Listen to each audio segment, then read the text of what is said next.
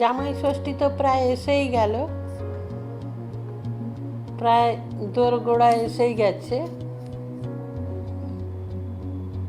আমরা মায়েরা সারা বছর জামাইকে যতই ভালো মন্দ খাওয়াই না কেন, এই স্পেশাল দিনে স্পেশাল কিছু তো খাওয়াতেই হবে। সে কথা মাথায় রেখেই আজকে আমার রেসিপি। নমস্কার, আপনারা এখন দেখছেন রান্না ভালোবাসি। রান্না ভালোবাসির আরও একটা নতুন রেসিপিতে সবাইকে স্বাগত।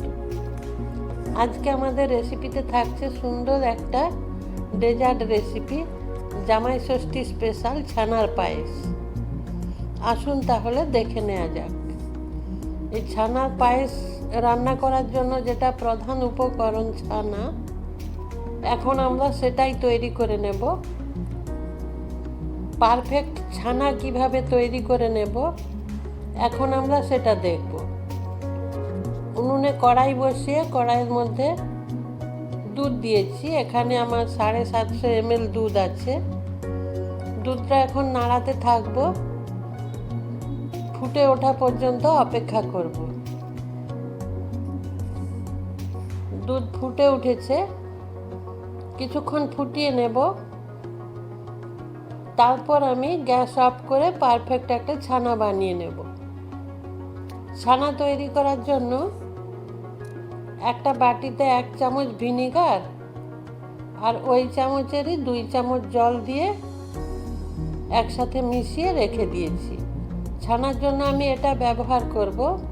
আপনারা চাইলে এখানে লেবুর রস কিংবা বাজারে যে একটা পাউডার পাওয়া যায় ছানা তৈরির জন্য, সেটাও নিতে পারেন। তবে আমি ওটা এই দুধ ফুটন্ত অবস্থায় ব্যবহার করব না, গ্যাস অফ করে ব্যবহার করব। ওই মিশ্রণ থেকে, ভিনিগার আর জলের মিশ্রণ থেকে অল্প অল্প করে বারে বারে দেব আর এটা নাড়াতে থাকব। এইভাবেই আমি পারফেক্ট ছানা বানিয়ে নেব। দুধ ফুটন্ত অবস্থায় অনেকেই দিয়ে দেন এটা, কিংবা লেবুর রস, যাই দিক না কেন, কিন্তু আমার যেন মনে হয় তাতে ছানাটা একটু ছিবড়ে বা শক্ত হয়ে যাওয়ার সম্ভাবনা থাকে।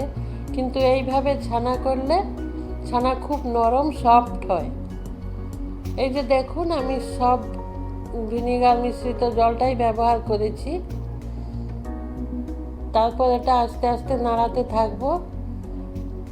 পারফেক্ট একটা সফট ছানা তৈরি হয়ে যাবে। এই যে ধীরে ধীরে জলটা পরিষ্কার হয়ে যাচ্ছে, জল আলাদা ছানা আলাদা হয়ে যাচ্ছে। জলটা একদম স্বচ্ছ, একটু সবুজাভ জল হয়ে গেছে। যখন জলটা সবুজ হয়ে যাবে তখন বুঝবেন ছানা পারফেক্ট হয়ে গেছে। এখন ওটা ছেঁকে নেব। একটা ছাঁকনির মধ্যে পরিষ্কার একটা কাপড় নিয়েছি, কাপড়ের মধ্যে ছানা দিয়ে দেব। দিয়ে ওই কাপড়টা ধরে ভালো করে চেপে চেপে জলটা নিংড়ে নেব। একদম সমস্ত জল বার করে দিতে হবে, ছানার মধ্যে একদম জল থাকা চলবে না। এই যে এইভাবে চেপে চেপে জলটা নিংড়ে নেবেন। এই যে দেখুন, জলটা একদম সবুজাভ হয়ে গেছে।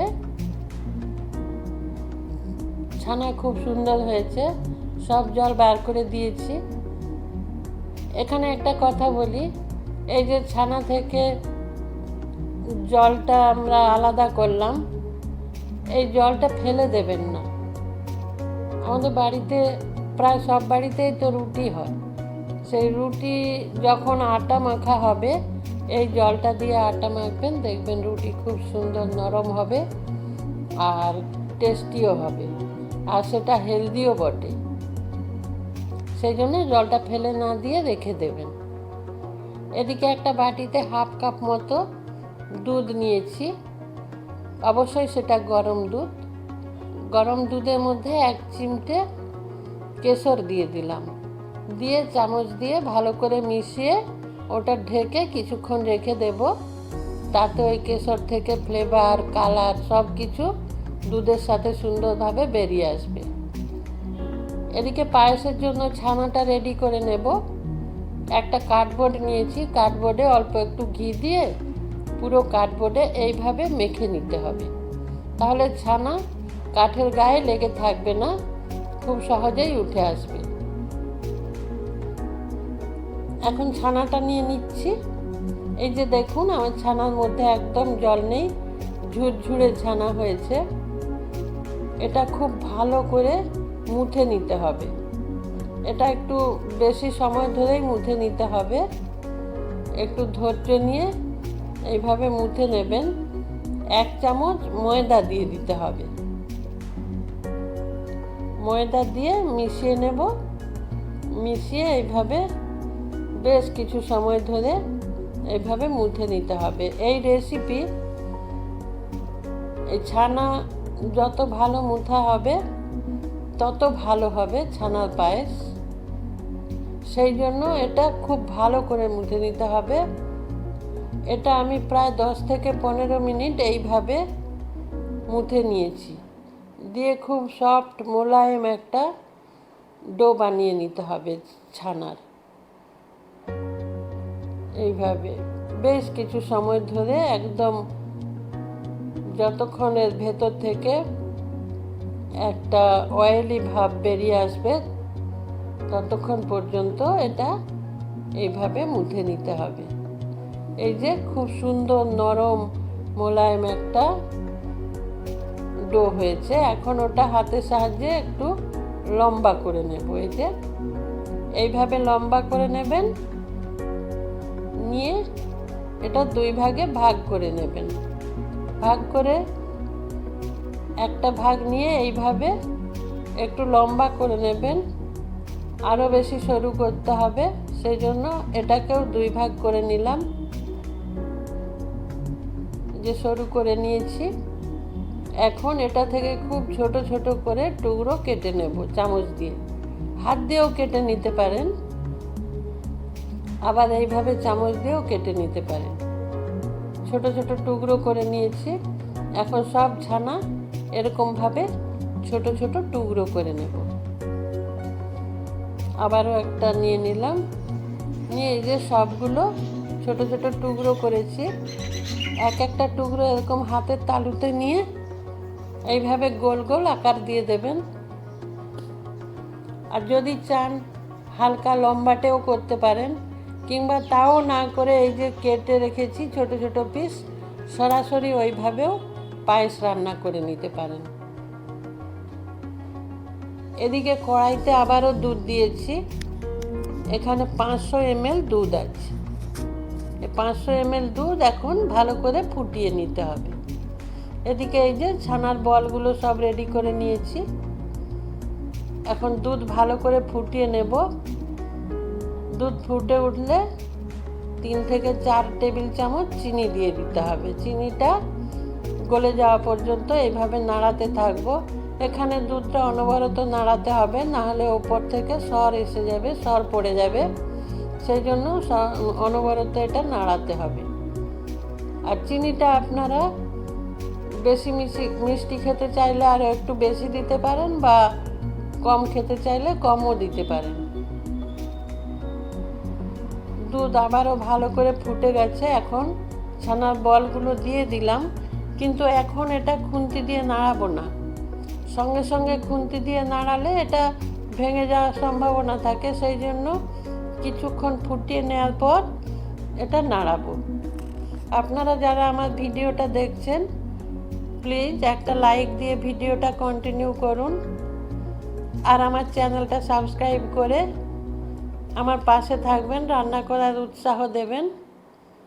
এই যে খুব ভালোভাবে ফুটে গেছে, এগুলো প্রায় সেদ্ধ হয়ে গেছে। এই যে দেখুন কত সুন্দর সফট হয়েছে, একদম রসগোল্লার মতো। এর ভেতরে দুধ মিষ্টি সব কিছু সুন্দরভাবে ঢুকে যাবে। এখন আমি নাড়াতে থাকবো। এগুলো সেদ্ধ হয়ে গেছে, আর ভেঙে যাওয়ার কোনো সম্ভাবনা নেই। সেই জন্য এইভাবে নাড়াবেন।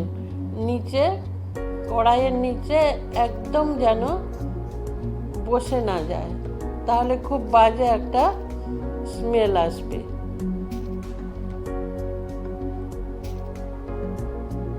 মিল্ক পাউডার দিয়ে দিলাম। 3 চামচ মিল্ক পাউডার দিয়েছি, আর অল্প একটু দেব। মিল্ক পাউডার দেওয়ার পর এইভাবে নাড়াতে থাকবেন।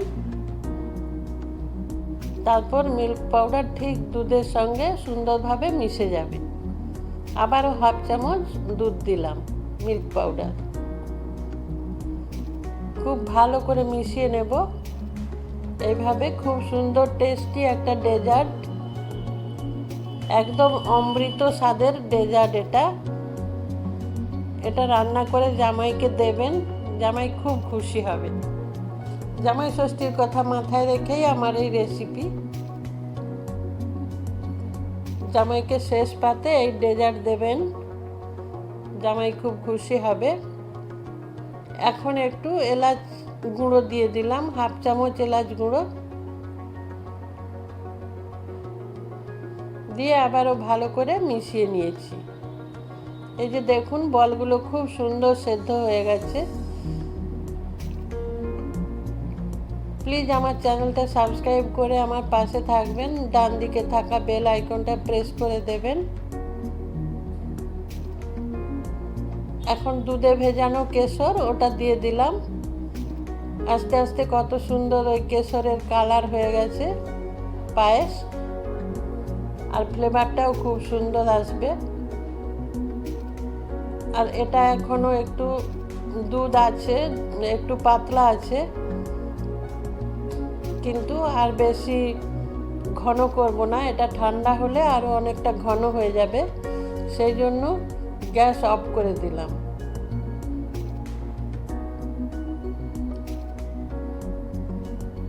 এরপর ওপর থেকে কিছু পেস্তা বাদাম কুচনো ছড়িয়ে দেব,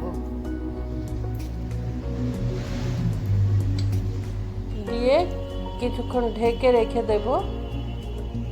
তারপর পরিবেশনের জন্য রেডি করব।